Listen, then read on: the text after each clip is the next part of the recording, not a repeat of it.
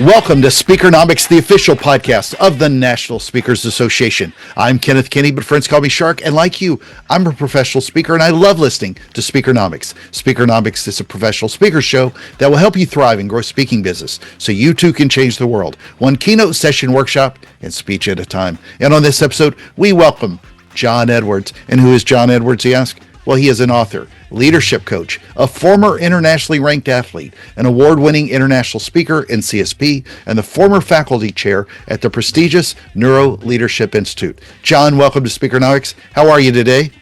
Hey, Shark, my friend. I am doing phenomenally well, and I am honored to be here with you. My honor indeed. Now, to all my speaking friends, you want to take your presentations to the next level and become more influential. But that also takes understanding how the human brain processes information as well.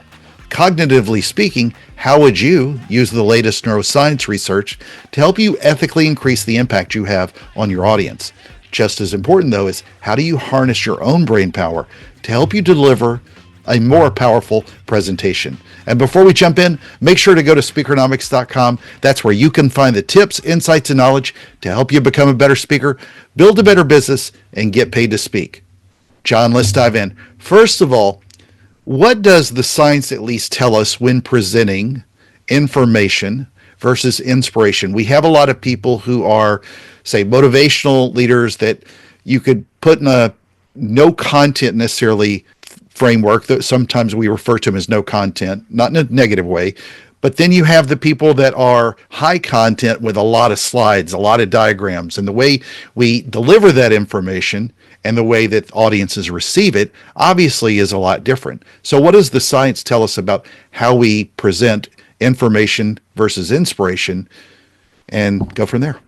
Hey, I appreciate that question, Shark. Great question. And the first thing we need to do is just understand that there are different types of presentations. You alluded to this. I call it the presentation continuum. And just sort of imagine a continuum of circles along a particular line. Maybe over on the far left-hand side is an entertaining speaker, maybe someone who's a humorist or a comedian, if you will, which I did a little bit of that in my previous years. And so you're really just there to embark laughing opportunities for folks, to entertain them. And so you're looking for much more of a passive cognitive process on behalf of your audience. You're going to give them a stimuli. They're going to respond. Nothing wrong with that. That is awesome. That is great. But we can move across that continuum. And at each step across the continuum, we're requiring more cognitive participation from our audience members. And so maybe on the far right-hand side of the continuum is motivation. Now, what do I mean by that? Well, motivation and inspiration is that space where we're asking them to have, be, or do something different.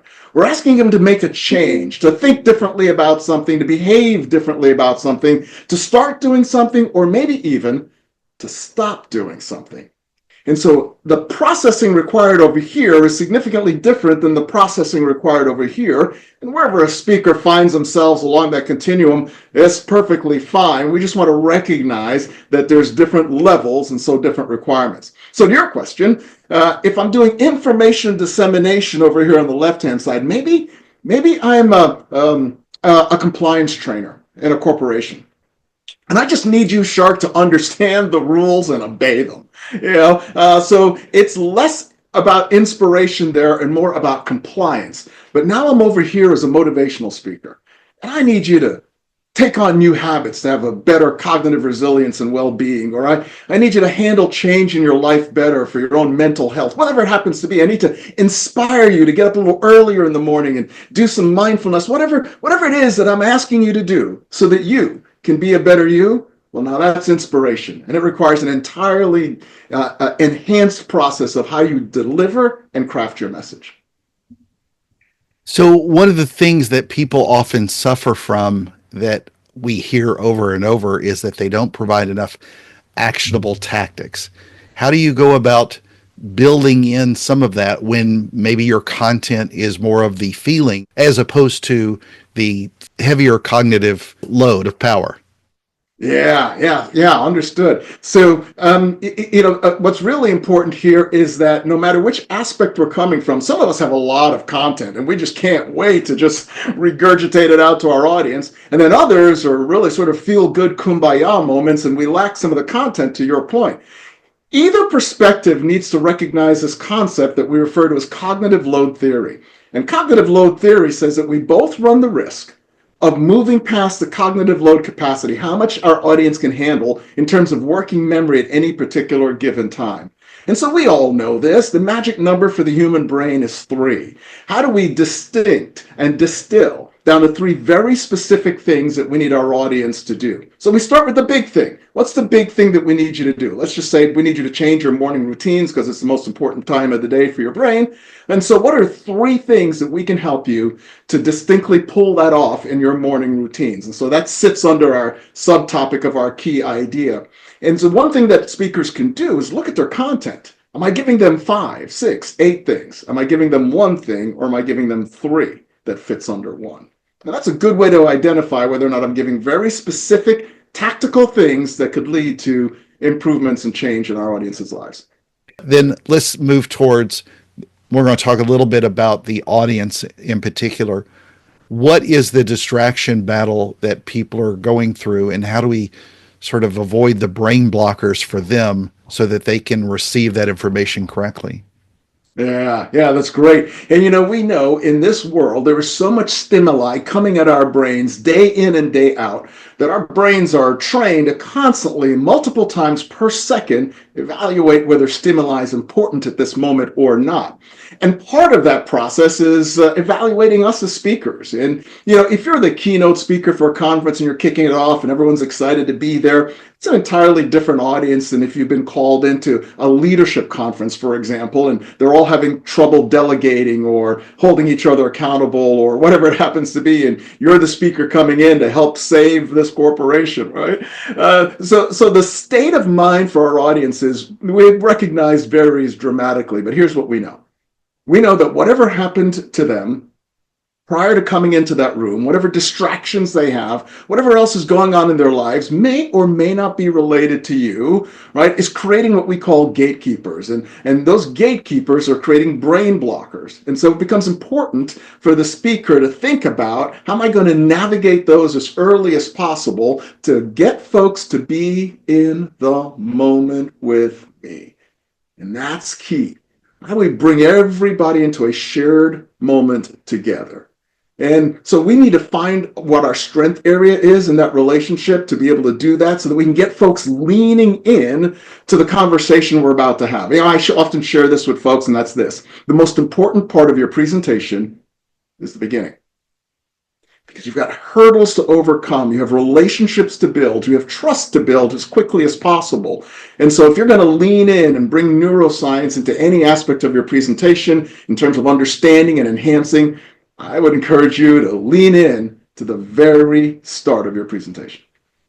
Then how about that as well for speakers who may, they'll have their own sort of brain blockers, people like me that have ADHD that get distracted easily, that how do you go about harnessing your own speaker brain power to avoid the distractions so that you can deliver, clear out all the clutter so that you can deliver an amazing presentation for the entire audience? Yeah. Oh, that's so important. Hey, for all of those of you who are listening, how many of you, by a show of hands, have had some sort of a disaster right before you walked on stage? Yes. I see those hands, right? You don't have to be in this business for very long before some curveball comes your way or some disaster comes your way and you're just about to get on the platform and you need to get yourself in the moment. My advice to you is this. We need to train our brains on how to do it before we need to be able to do it. I'll give you that again.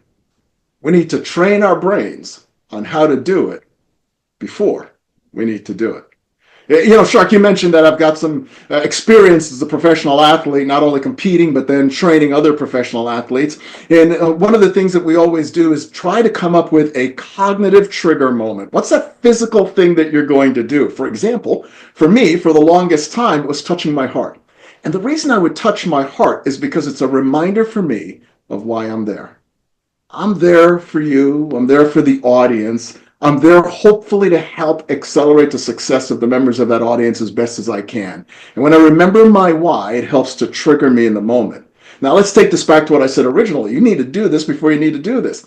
So we want to practice that physical trigger embodiment when things are going well. So that next week, next month, next quarter, when I show up at an event and this is not working and that's blowing up and the speaker before me is going 20 minutes over time and that's cutting into my time and my brain and amygdala are all in a flux over what's going on and stressed out about that, I can recenter and bring myself to that moment.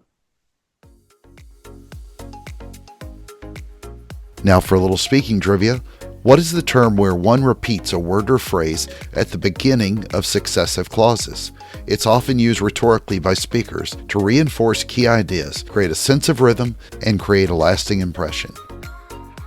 Back with the answer in just a moment. Before we jump back to the show, here's a moment with speaker, author, and NSA member Jody Orgill Brown. Jody, what does being part of NSA mean to you and your speaking business? Oh, I love being part of NSA. It has been one of the greatest privileges of my career to walk into a room at a conference and have 200 best friends in the room.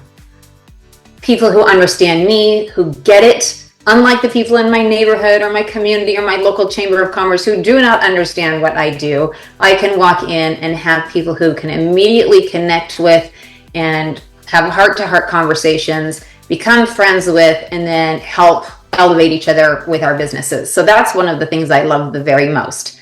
I would say the second piece that I love is you can learn anything you need to about the speaking business at NSA if you go to the conferences. And I love the education. I love going to sessions, and even more, I had this happen for the first time at this last conference at Influence when I went to a session and I realized I don't need to be taught this anymore. I have learned enough. Now I just need to implement to get to the point where you have the knowledge that you can actually put it into practice and you can make a real difference for your business. And here's the answer. The term where one repeats a word or phrase at the beginning of successive clauses is called anaphora. And now, back to the show. I'm looking forward to seeing you at Thrive in 25. What are you going to be talking about when we're there? Actually, we're going to be fleshing out some of this conversation a little more. Things that we can do, I call it the inspiration pathway, to move with our audience down a pathway of inspiration. And what are some of the things we need to think about, and what are some of the practical things that you and I can put into play all the time, every time? Outstanding. Well, I have a question that I want to ask you from a previous guest. So what is the one thing that is not business related, but is a game changer in your life? That's not writing a speech or researching or checking your CRM or anything like that, but just something in your life personally that changes you so that you can be the best you can be on stage. Wow. I'd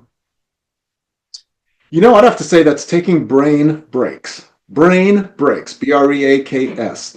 And I get so lost and deep in the research that I look at and the creation of work and the day-to-day calls, etc., that I've learned that daily I need to take brain breaks. Now, I'd like to tell you that it's a deep discipline of mine, but quite frankly, it's largely as a result of moving near the beach 4 years ago.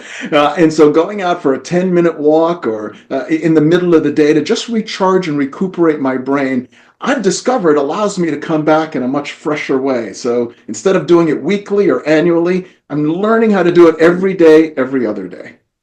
Yeah, that's why I do this show from the beach every day, as you can tell. So, all right, what is a question that you would like to ask a future guest on this show? Oh, well, Shark, I would say this. I know that my life has been changed by other professional speakers. In fact, I got into this business because of other professional speakers that changed my life. And so the question I would have for your next guest is, what other speakers have had a great impact on your life?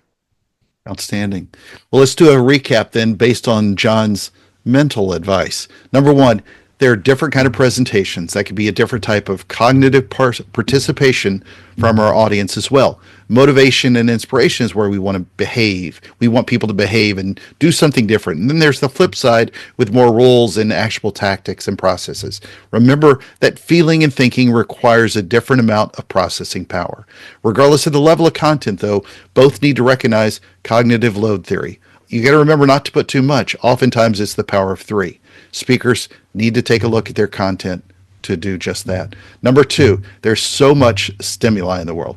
Part of the process is recognizing that whatever distractions they're going through, the audience, in life and in the seats, get them into a shared moment. Find your strength to get them to lean in quickly and build that relationship with you. And number 3, stuff happens. Curveballs happen. Train your brain how to do it before we need to do it. Again, I'll just like John repeat that. Train your brain how to do it before we need to do it.